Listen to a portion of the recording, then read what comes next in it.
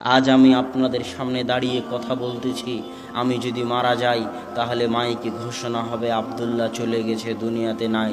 অথচ আমার হাত, আমার পা, আমার চুল, আমার নাক, আমার মুখ সব কিছুই আছে। তারপরও মানুষ বলতেছে আমি নাকি চলে গেছি। তার মানে আমি এতক্ষণ যে কথা বলছিলাম, তো আমার ভিতরে একটা রূহ ছিল। ওই রূহটা আমার ভিতর থেকে চলে যাবে। ওই রূহটা যেখানে যাবে সেখানে বিচার হবে। ওই রূহটা যেখানে গেছে সেখানে বিচার হবে। অতএব বিচার সত্য, অতএব কিয়ামত সত্য, পরকাল সত্য। যে আল্লাহ আপনাকে প্রথমবার বানিয়েছে তার জন্য দ্বিতীয়বার বানানো সহজ। তাই বুদ্ধিমত্তার পরিচয় দিন, নিজের জন্য কিছু করুন, নিজের স্বার্থ বুঝতে শিখুন। স্বার্থপর হয়ে নিজের জন্য কিছু করুন। সন্তান সন্ততি মানুষজন বাড়িঘর অনেক করেছেন, এবার একটু পরকাল কিয়ামতে নিজের জন্য কি নিয়ে যাচ্ছেন তা একটু দেখুন। এই জন্যই কিন্তু আল্লাহ আপনাকে সৃষ্টি করেছে, ওমা খালাকতুল জিন্না ওয়াল ইনসা ইল্লা লিয়াবুদুন। মানুষ এবং জিনকে সৃষ্টি করেছি শুধু আমার ইবাদত করার জন্য। সকাল থেকে সন্ধ্যা পর্যন্ত, জন্ম থেকে মৃত্যু পর্যন্ত মানুষ শুধু আমার ইবাদত করবে, আমার জিকির আজকার করবে, আমার তাসবিহ তাহলিল করবে। এটাই মানুষের কাজ। তাহলে খাওয়া দাওয়া, চাকরি বাকরি, বেঁচে থাকতে খাওয়া লাগে তাই খাবে। কথা মনে হয় বুঝাতে পারি? বেঁচে না খেলে তো বেঁচে থাকবে না। বেঁচে থাকতে খাওয়া লাগে তাই খাবে। খেতে হলে একটু চাকরি করা লাগে তাই চাকরি করবে। কিন্তু আসল কাজ কি? কথা বলেন না যে আসল কাজ কি? ইবাদত করা।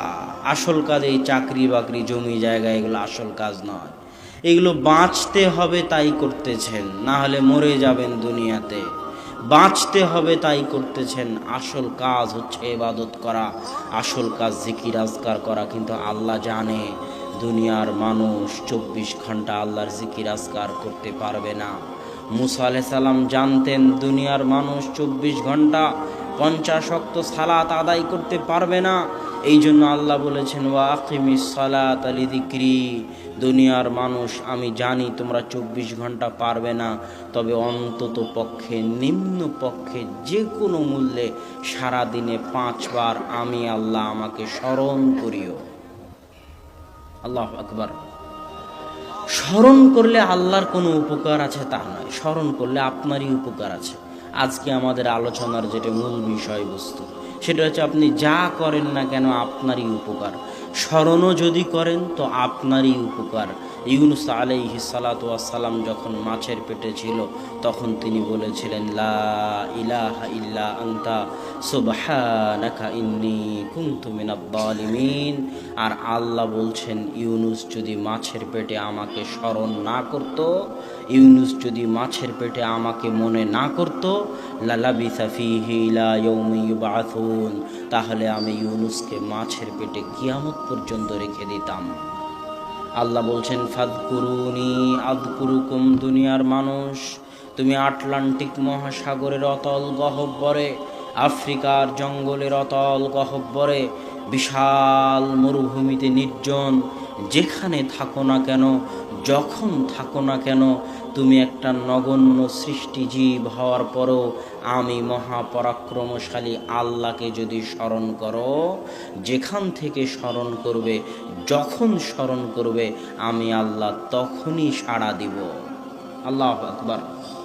তাহলে আল্লাহকে স্মরণ করলে কার লাভ? আপনার লাভ। এরকম বহু ইবাদত আছে যেগুলো করলে আপনার লাভ। রাসূল সাল্লাল্লাহু আলাইহি ওয়াসাল্লাম বলতেছেন মান সাল্লা সালাতাস সুবহি ফাহুয়া ফি জিম্মাতিল্লাহ। যে ফজরের সালাত আদায় করলো তার হেফাজতের দায়িত্ব আল্লাহর। তাহলে ফজরের সালাত আদায় করে আপনার লাভ, আল্লাহ সুবহানাহু ওয়া তাআলা আপনাকে হেফাজত করবেন। সম্মানিত উপস্থিতি, আমাদের জীবনের লক্ষ্য উদ্দেশ্য কি হওয়া উচিত? আমাদের জীবনের লক্ষ্য উদ্দেশ্য এই টাকা পয়সা উপার্জন করা, এইভাবে দিক বিদিক ঘুরে বেড়ানো, বস্তুবাদী হওয়া। বস্তুবাদী মানে যেটা বস্তু, এগুলো হচ্ছে বস্তু চোখে দেখা যায় সব সময় টাকার চিন্তা, সব সময় বস্তুর চিন্তা, এটা হচ্ছে বস্তুবাদী হওয়া।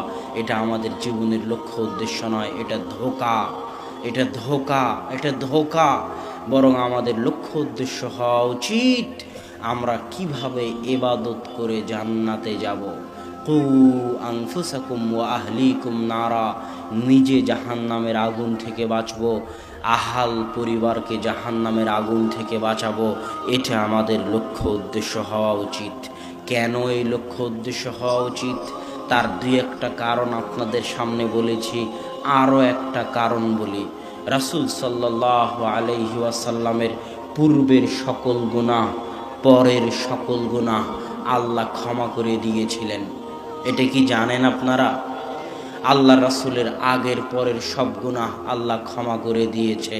তারপরেও আল্লাহ রাসূল এত ইবাদত করতেন, এত ইবাদত করতেন, এত ইবাদত করতেন যে তার পায়ের গোড়ালি ফুলে যেত।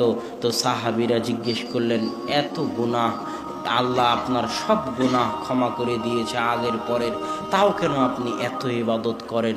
তখন আল্লাহ রাসূল বলতেছে, আফালা আকুনু আবদান শাকুরা, আমি কি আল্লাহর শুকরিয়া আদায়কারী বান্দা হব না? আল্লাহু আকবার। আপনি যে আল্লাহর কত নিয়ামত ভোগ করতেছেন তার কি শুকরিয়া আদায় করতে হবে না? ইন তাউদ্দু নি'মাতাল্লাহ, তোমরা যদি আল্লাহর নিয়ামত গণনা করতে চাও তো গুণে শেষ করতে পারবেন না। আমি আপনাকে একটা নিয়ামতের কথা বলি, এই যে মোবাইলগুলো চলতেছে, এই মোবাইলগুলোতে মেগাপিক্সেল আছে ক্যামেরায়, 8 মেগাপিক্সেল, 16 মেগাপিক্সেল। এখনও পৃথিবীতে এমন কোনো ক্যামেরা তৈরি হয়নি যেই ক্যামেরা রাতের বাস্তব সৌন্দর্যকে, তারকা খচিত, চন্দ্র খচিত রাতের বাস্তব সৌন্দর্যকে ক্যামেরার ছবিতে ফুটিয়ে তুলবে। ইন্টারনেটে রাতের যত ছবি আছে সব ফটোশপ করে আঁকানো, বাস্তব ক্যামেরার কোনো ছবি নাই। কেননা ক্যামেরা এখনও অত মেগাপিক্সেলের হতে পারেনি যত মেগাপিক্সেল দিলে রাতের আকাশকে সুন্দর করে ধরা যায়। পৃথিবীতে সর্বোচ্চ মেগাপিক্সেলের ক্যামেরা 50, আর আল্লাহ মানুষের চোখে দিয়েছেন 570 মেগাপিক্সেল। আল্লাহু আকবার।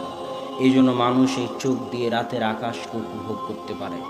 এই জন্য বাস্তব ছবিতে যেটা আপনি দেখেন অনেক সুন্দর, ওই জায়গায় যখন আপনি নিজে চোখে দেখতে যান তখন অত সুন্দর মনে হয় না। কেননা যেই ক্যামেরা দিয়ে তোলা হয়েছিল তার পাওয়ার ছিল কম, আর আল্লাহর দেওয়া যে ক্যামেরা দেখতেছে এর পাওয়ার হচ্ছে বেশি। এই জন্য ভুল ত্রুটি, খুঁটিনাটি, খুঁতগুলো ওই চোখের সামনে ধরা পড়ে যায়, এই জন্য অত ভালো লাগে না।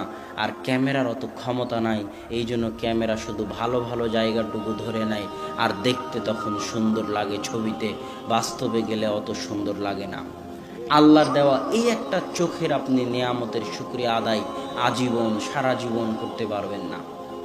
সকাল সন্ধ্যা আল্লাহর খাচ্ছেন, আল্লাহর জমিনে বসে আছেন, আল্লাহর দেওয়া রৌদ্রের আলো ভোগ করতেছেন, আল্লাহর দেওয়া অক্সিজেন, মেডিকেলে গেলে অক্সিজেনের কত দাম দেখেন।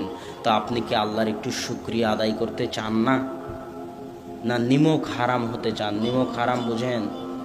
যার খায় তার গুণ গায় না, তাকে কি বলে? নিমক হারাম। মানুষ বড় নিমক হারাম। মানুষ যার খায় তার গুণ গায় না। মানুষ খায় আল্লাহর, পরে আল্লাহর, জমিনে থাকে আল্লাহর, আল্লাহর সূর্য, আল্লাহর আলো, আল্লাহর বাতাস, আল্লাহর অক্সিজেন, আল্লাহর জীবন, আল্লাহর মৃত্যু, আল্লাহর চোখ, আল্লাহর নাক, আল্লাহর কান, আল্লাহর মেধা, আল্লাহর বুদ্ধি, আল্লাহর টাকা পয়সা, আল্লাহর জমি জায়গা সব মানুষ ভক্ষণ করে। আর যখন দোয়া করার দরকার হয় তখন শাহজালালের মাজারে চলে যায়। আর যখন অসুখ হয় তখন তাবিজ কবজের কাছে চলে যায়। ওই মানুষই আবার বলে যে আমি সন্তান নিব না। তুই নেওয়ার কে, আল্লাহ যদি না দেয়? সম্মানিত উপস্থিতি, এই জন্য মানুষ বড় নিমক হারাম। মানুষের উচিত শুকর গুজার হওয়া। এটাই আল্লাহ বলেছেন, অশকুরুলি ওয়ালা তাকফুরুন, তোমরা আমার শুকরিয়া আদায় করো, তোমরা আমার শুকরিয়া আদায় করো। তাই আল্লাহর শুকরিয়া আদায় করণার্থে আপনাদের উচিত আল্লাহ সুবহানাহু ওয়া তাআলার ইবাদত করা, বুদ্ধিমত্তার পরিচয় দিয়ে নিজের জন্য কিছু নিয়ে যাওয়া। 2, আল্লাহর ইবাদত আপনি কেন করবেন? আল্লাহর ইবাদত এই জন্য করবেন যে আপনার যে আত্মা আছে এই আত্মা সর্বদা ছটপট করে গুনাহের কারণে। কিসের কারণে? গুনাহের কারণে। দলিল, আপনি আয়াতে বলতেছেন রব্বানা যালামনা আনফুসানা ওয়া ইল্লাম তাগফির লানা ওয়া তারহামনা লানাকুনান্না মিনাল খাসিরিন। হে আল্লাহ, আমি আমার নিজের আত্মার উপর অত্যাচার করেছি। রব্বানা জালামনা মানে কি জানেন? রব্বানা জালামনা আনফুসানা মানে এটা নয় যে হে আল্লাহ আমি গুনাহ করেছি। রব্বানা জালামনা আনফুসানা মানে হচ্ছে হে আল্লাহ আমি আমার আত্মার উপর কি করেছি? জুলুম করেছি, অত্যাচার করেছি। তার মানে আপনি যতবার পাপ করেন, যতবার গুনাহ করেন, আপনার আত্মার উপর একটা কালো দাগ পড়ে যায়। আত্মা ছটফট করতে থাকে, অস্থির হয়ে যায়, হতাশ হয়ে যায়, চিন্তাযুক্ত হয়ে যায়। কেননা ওই আত্মাকে তো আল্লাহ সৃষ্টি করেছে, সে আল্লাহর দিকে ফিরে যেতে চায়। কিন্তু আপনার হাওয়া, আপনার প্রবৃত্তি, আপনার মনের স্বাদ, মনের চাহিদা, টাকার নেশা, গুনাহের নেশা, আপনি আত্মার উপর অত্যাচার করেই চলেছেন, করেই চলেছেন, করেই চলেছেন। আত্মাকে আপনি শান্তি দিচ্ছেন না। যখন এই গুনাহের বোঝা অনেক বেশি হয়ে যায়, তখন অস্থিরতার একটা পর্যায়ে, হতাশার একটা পর্যায়ে, চিন্তার একটা পর্যায়ে আত্মা আত্মহত্যা করে বসে। অথবা সব পাপ গুনাহ ছেড়ে দিয়ে আল্লাহর রাস্তায় ফিরে আসে। এটাই আল্লাহ বলেছে, আলা বিযিক্রিল্লাহি তাতমাইন্নুল কুলুব। তোমাদের গুনাহের কারণে তোমাদের আত্মা যে ছটপট করতেছে, অস্থির হয়ে আছে, হতাশ হয়ে আছে, তোমরা যদি তোমাদের আত্মাগুলোকে শান্ত করতে চাও, শান্তি দিতে চাও, প্রশান্তি দিতে চাও, তাহলে তোমরা আল্লাহকে স্মরণ করো। জেনে রাখো, আল্লাহর স্মরণে মানুষের আত্মাগুলো প্রশান্তি পায়। আল্লাহু আকবার। আমি যদি আপনাকে বুঝাতে না পারি এগুলোর মর্মার্থ, আমি ব্যর্থ। আমি যত ভালোভাবে বুঝাতে চাচ্ছি তত ভালোভাবে যদি বুঝাতে না পারি তাহলে আমি ব্যর্থ। আমি যত ভালোভাবে বুঝাতে চাচ্ছি অত ভালোভাবে যদি আমি বুঝাতে না পারি তাহলে আমি ব্যর্থ। আমি বলতে চাচ্ছি, আপনি কোটি টাকার মালিক হলেও আত্মার শান্তি কিনতে পারবেন না। আপনি 100 তলা বিল্ডিংয়ের মালিক হলেও, এসি দেওয়া থাকলেও আপনি আত্মার শান্তি কিনতে পারবেন না। রাত্রিরে ঘুম হবে না, আত্মার শান্তি কিনতে পারবেন না। আত্মার শান্তি নিহিত আছে আল্লাহর স্মরণে। 100 তলা বাড়ি করে যদি বলেন হাদা মিন ফজলি রব্বি, এই 100 তলা বাড়ি আল্লাহর দয়ায় করতে পেরেছি, আত্মা শান্ত হয়ে যাবে। 1 কোটি টাকা ইনকাম করে যদি বলেন আলহামদুলিল্লাহ, আল্লাহর দয়া ছিল তাই ইনকাম করতে পেরেছি, না হলে পারতাম না, আত্মা শান্ত হয়ে যাবে, আত্মা প্রশান্তি পাবে। না হলে যত কোটি টাকার মালিক হন, যত বড় বিল্ডিং বানান, শান্তি কিনতে পারবেন না, আত্মার প্রশান্তি কিনতে পারবেন না। আত্মাকে যদি শান্তি দিতে চান, ইসলামে ফিরে আসতে হবে, আল্লাহর স্মরণে ফিরে আসতে হবে, আল্লাহর জিকিরে ফিরে আসতে হবে।